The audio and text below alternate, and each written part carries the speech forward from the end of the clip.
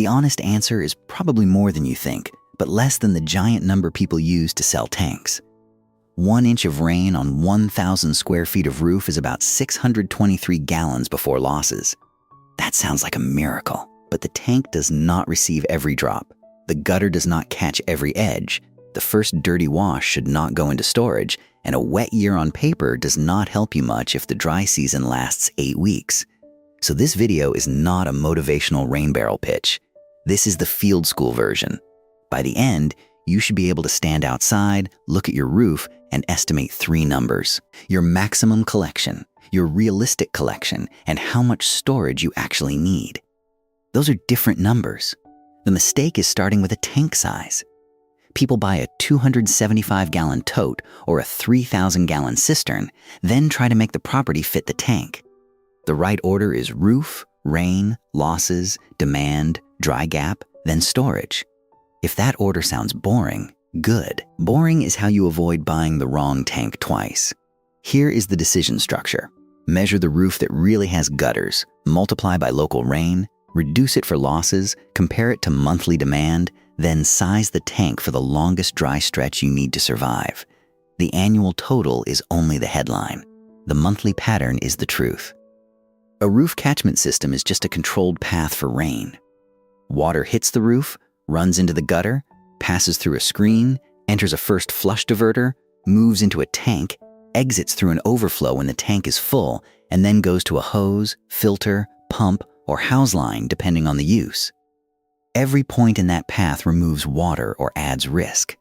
A rough roof holds water and debris. A blocked gutter spills water before it reaches the downspout. A missing screen sends leaves and insects into the tank. A missing first flush sends the dirtiest roof wash into storage. A clear tank grows algae. An unscreened vent grows mosquitoes. A bad overflow sends stormwater back toward the foundation. That is why the roof yield question is not only math, it is also plumbing discipline. The raw sky number tells you the maximum.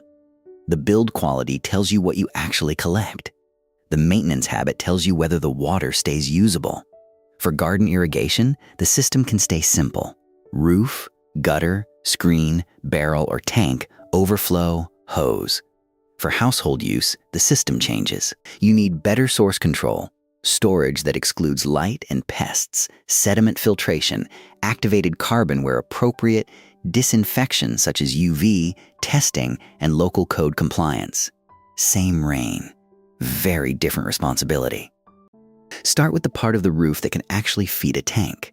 Do not use the full house size if only one side has gutters. Do not count a porch if it drains into the yard. Do not count a garage roof unless it has a downspout you can connect. The fast field method is to measure the footprint from above. A simple rectangle roof is length times width. A 40-foot by 30-foot roof is 1,200 square feet. If the roof has 2 wings, measure each rectangle and add them. If you cannot climb or measure safely, use a satellite map or property drawing, then verify the downspouts on the ground. Use horizontal footprint, not the sloped metal surface. Rain falls vertically. A steep roof has more sheet metal, but it does not catch more sky than its ground shadow. Pitch changes speed and gutter behavior, not the amount falling onto that footprint. Now split the roof by downspout. This matters. If the house is 1,200 square feet, but only one 600 square foot roof plane feeds the tank, your tank math uses 600. If 2 downspouts can be joined, count both. If one downspout is on the other side of a driveway and would need a buried pipe, count it only if you will actually build that line. Write one number on paper, connected catchment area. That is the number that goes into every calculation. The core formula is simple. Roof area in square feet times rainfall in inches times 0.623 equals gallons before losses. That 0.623 is the conversion from 1 inch of rain over 1 square foot into gallons. Example 1. 1,000 square feet of connected roof, 1 inch of rain. 1,000 times 1 times 0.623 equals 623 gallons before losses. If your roof and gutter system is 85% efficient, the tank sees about 530 gallons. Example 2, 1,200 square feet, 2 inches of rain. 1,200 times 2 times 0.623 is 1,495 gallons before losses. At 85% efficiency, that becomes about 1,270 gallons. Example 3, a small cabin roof, 400 square feet in a 30-inch rainfall area. 400 times 30 times 0.623 equals 7,476 gallons per year before losses. At 80%, just under 6,000 gallons reach storage. The trap is annual math. Annual yield makes a system look huge, but water arrives in storms, not evenly. A roof might collect 10,000 gallons a year and still fail the garden if most of the rain falls outside the dry month. So calculate the annual number, then calculate the driest 2 or 3 months separately. The dry month decides the tank. Your rainfall number should come from a local source, not memory. People remember storms, not averages.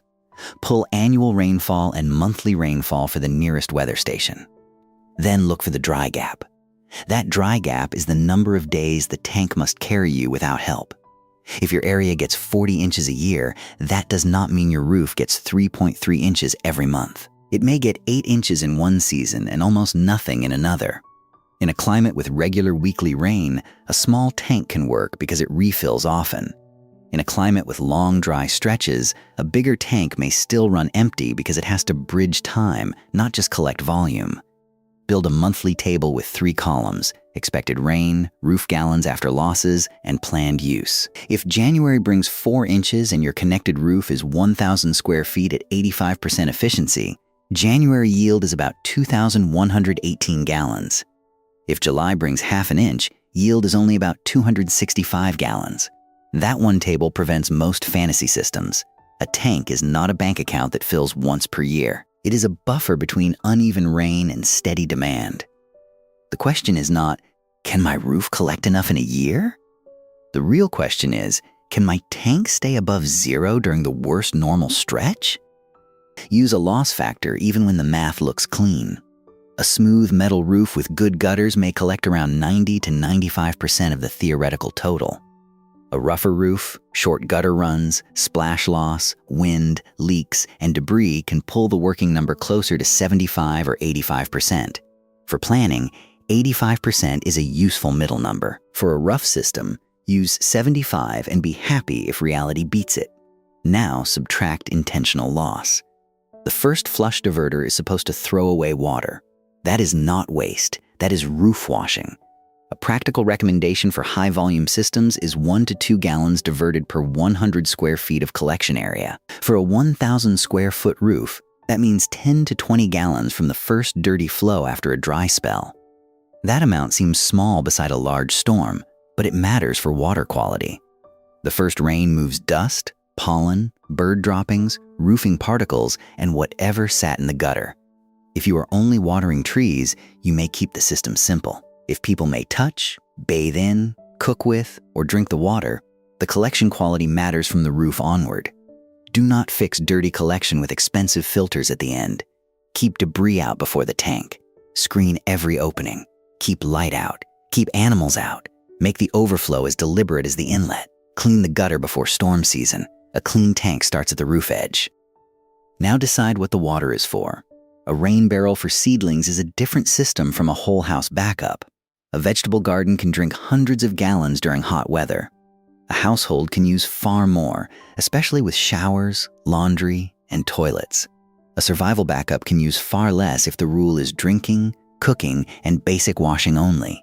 Use daily demand, not emotion. If your garden needs 20 gallons a day and the dry gap is 30 days, the storage target is 600 gallons plus reserve. If the same garden needs 50 gallons a day, the storage target is 1,500 gallons plus reserve. The same roof can support one and fail the other. For household planning, separate normal use from emergency use. Normal indoor use can be high. Emergency use can be intentionally low. A family that tries to run normal showers, laundry, and toilets on roof water needs a serious cistern and pump system. A family that wants drinking, cooking, hand washing, and bucket flushing during outages can use a much smaller reserve. Storage should be sized to the dry gap and demand, then checked against roof refill. If your roof can only refill 500 gallons from a typical storm, a 5,000-gallon tank may stay mostly empty unless the rainy season is strong.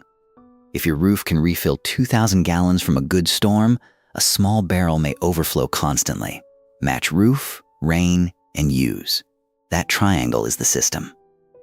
Build in this order. First, clean and inspect the roof.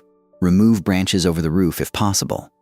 Check for materials that make potable use a bad idea, such as lead flashing, treated wood, or questionable old surfaces. For garden use, the standard is lower, but debris still causes smell, sludge, and clogged outlets. Second, fix the gutters. They need slope, enough downspout capacity, and screens. A gutter that overflows in the first storm is a collection failure, not a tank problem. Watch one heavy rain before finalizing the downspout route. The water will show you where the system is weak. Third, install the first flush. Put it between the downspout and tank line. Make it drain slowly after the storm so it resets. Give it a clean out because mud will collect there. If your trees drop leaves or birds sit on the roof, size it toward the high end. Fourth, place the tank. Use an opaque food-grade container for stored water. Shade translucent totes or algae will win. Put the tank on a level base that can carry the filled weight. Water weighs 8.34 pounds per gallon, so a 1,000-gallon tank is over 8,000 pounds before you count the tank. Fifth, add overflow before you fill. Route overflow away from the foundation, septic area, driveway washout, and neighbor's property. Sixth, add outlet hardware, hose, pump, or filters based on the use case. Do not connect to household plumbing casually. Backflow and code issues are real. There are 3 realistic cost tiers. Tier 1 is garden collection. A used food-grade barrel or tote, screen, fittings, hose bib, overflow, and a simple base can land roughly in the $50 to $300 range if you are practical and already have tools. It will water plants and teach you the system. Tier 2 is serious yard or backup storage. Think several hundred to 3,000 gallons. Better gutters, first flush, screened inlets, overflow routing, a stronger pad, and maybe a small pump. This can move into the $500 to several $1,000 range depending on tank size and whether you buy new. Tier 3 is household-grade rainwater. Now you are paying for large storage, proper pad or slab, pump, pressure tank, sediment filtration, carbon where needed, disinfection, testing, code compliance, and sometimes professional plumbing. That can run into 5 figures. It can be worth it for remote land, unreliable wells, expensive water delivery, or resilience. It is usually not a fast payback against cheap municipal water. The cheap versus expensive decision is not about ego. It is about the job. If the job is watering tomatoes, do not build a miniature water utility. If the job is replacing a trucked water bill, a barrel is a toy. If the job is emergency backup, size for restricted emergency demand, not normal comfort. The first mistake is buying storage before measuring catchment. A 3,000-gallon tank beside a 400-square-foot roof in a dry climate may spend most of its life empty. A tiny barrel under a huge roof may overflow every storm and still run out between rains. The second mistake is ignoring the base. A full tank is heavy enough to punish soft soil. If one side settles, fittings, twist, valves leak, and the tank can crack. The base needs to be level, compacted, and built to the tank maker's instructions. If the tank leans, stop using it and fix the base before it becomes an expensive spill. The third mistake is letting sunlight into stored water. Clear or translucent tanks grow algae.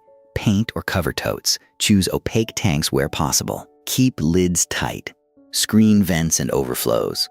The fourth mistake is sending overflow nowhere. If the overflow dumps beside the foundation, you have built a drainage problem. If it dumps beside a septic field, driveway, slope, or neighbor fence, the system may create damage in the storm it was meant to handle. Failure signs are simple. Gutter overflow during normal rain, tea-colored water after every storm, mosquito larvae, rotten smell, green tank walls, pump cycling every few seconds, wet soil around the pad, fittings under stress, or a tank that never fills beyond a low line. Each symptom points to a specific fix. Do not guess. Follow the water path. Rainwater rules are local. In many places, ordinary roof collection is allowed or encouraged, but restrictions can still exist around storage size, potable use, plumbing connection, mosquito control, building permits, or water rights. Check your state or local agency before you build a large or household-connected system. Safety is not optional. Rainwater can look clean and still carry germs or chemicals from the air, roof, gutters, storage material, animal waste, or plumbing. If you are drinking it, cooking with it, bathing in it, or connecting it near household pipes, treat it like a water system, not a hobby barrel. Use filtration and disinfection matched to the risk, test the water, and keep rainwater separated from treated public water unless a compliant backflow system is installed. Maintenance is the quiet cost. Before rainy season, clean gutters, inspect screens, check tank lids, clear the first flush drain, and verify the overflow path. After a major storm, check for gutter blockages, pad erosion, leaks, and dirty first flush residue.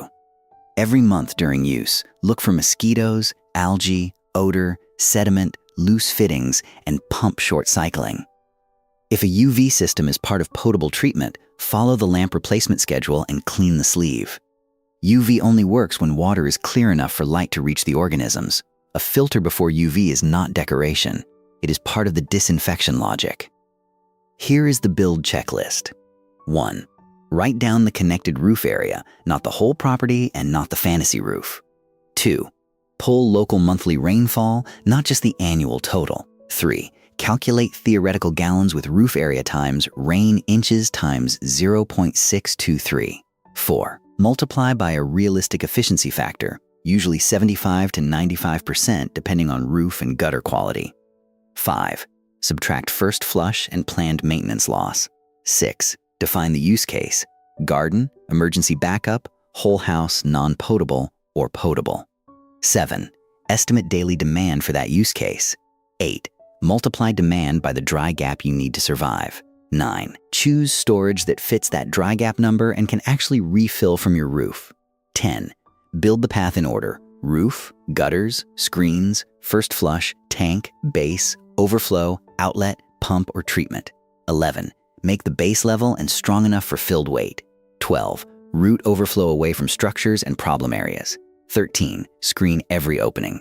14. Keep stored water dark. 15. Test and treat if humans may ingest it. The answer to how much water can you collect from your roof is not one number. It is 3. The sky number is what falls. The system number is what reaches the tank. The survival number is what remains when your dry gap and daily use take their turn. Build for the third number and the tank stops being a decoration.